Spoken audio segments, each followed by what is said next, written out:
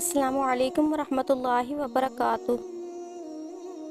مصر کے ظالم بادشاہ کو جب کوئی حل نظر نہ آیا تو اس نے حضرت بی بی سارہ پر دست درازی کرنی چاہی۔ روایات میں آتا ہے کہ بادشاہ کے اہلکار حضرت بی بی سارہ کو شاہی حرم سرا میں لے گئے اور حضرت ابراہیم علیہ السلام کو باہر روک لیا گیا۔ اس وقت آپ کی غیرت و حمیت کو زبردست جوش آیا اور آپ 2 رکعت نماز کی نیت کر کے اللہ تعالیٰ کے حضور عبادت کے لیے کھڑے ہو گئے۔ اللہ تعالیٰ کی قدرت سے اس وقت یہ معجزہ پیش آیا کہ محل کے تمام در و دیوار اور رکاوٹیں سامنے سے دور ہو گئیں اور سامنے کا منظر صاف شیشے کی طرح دکھائی دینے لگا۔ اللہ تعالیٰ نے یہ سب کچھ حضرت ابراہیم علیہ السلام کے لیے کر دیا تاکہ آپ اندر کے تمام حالات کو بچشم خود ملاحظہ فرما لیں اور آپ کے قلب انور میں کسی قسم کا کوئی شک و شبہ نہ پیدا ہو۔ چنانچہ جو کچھ محل کے اندر ہو رہا تھا، حضرت ابراہیم علیہ السلام اس کو بذات خود اپنی مبارک آنکھوں سے ملاحظہ فرما رہے تھے۔ حضرت ابراہیم علیہ السلام نے دیکھا کہ جیسے ہی اس ظالم بادشاہ نے حضرت بی بی سارہ کی طرف اپنا ہاتھ بڑھایا، اس کے دونوں ہاتھ شل ہو گئے اور حرکت نہ کر سکے۔ اس کی بینائی ختم ہو گئی، جسم پر کپ کپی طاری ہو گئی، اس کی حالت انتہائی خراب ہو گئی۔ محل میں زلزلہ آ گیا اور ایسے لگ رہا تھا کہ جیسے ابھی یہ محل گر جائے گا۔ اس ظالم بادشاہ پر اس قدر خوف طاری ہوا کہ وہ اس کمرے سے نکل کر باہر کی طرف بھاگا۔ جب اس کے ہوش ٹھکانے آئے تو اس نے حضرت بی بی سارہ کو اپنے پاس بلایا اور دریافت کیا کہ اصل معاملہ کیا ہے۔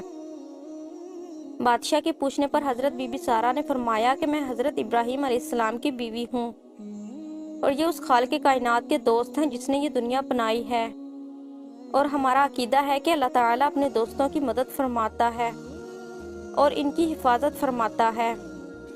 وہ رب تعالیٰ کیسے اس بات کو گوارا فرمائے گا کہ اس کے دوست کی بیوی پر کوئی بری نظر ڈالے۔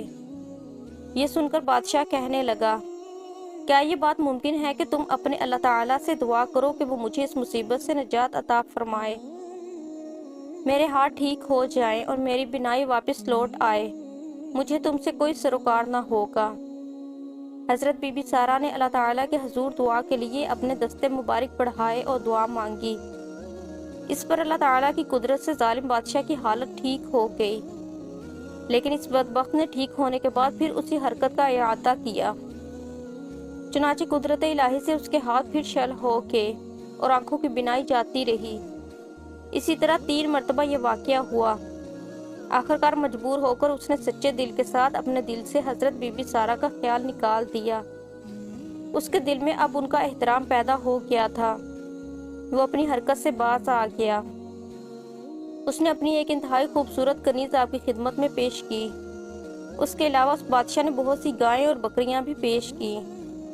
ظالم بادشاہ کے کمرے سے حضرت بی بی سارہ انتہائی تیزی سے باہر نکلی تاکہ حضرت ابراہیم علیہ السلام کو تمام پیش آنے والے واقعات کی اطلاع دے، مگر حضرت ابراہیم علیہ السلام نے ان کے کچھ کہنے سے پہلے ہی اللہ تعالیٰ کا شکر ادا کرنا شروع کر دیا اور نماز میں مصروف ہو گئے۔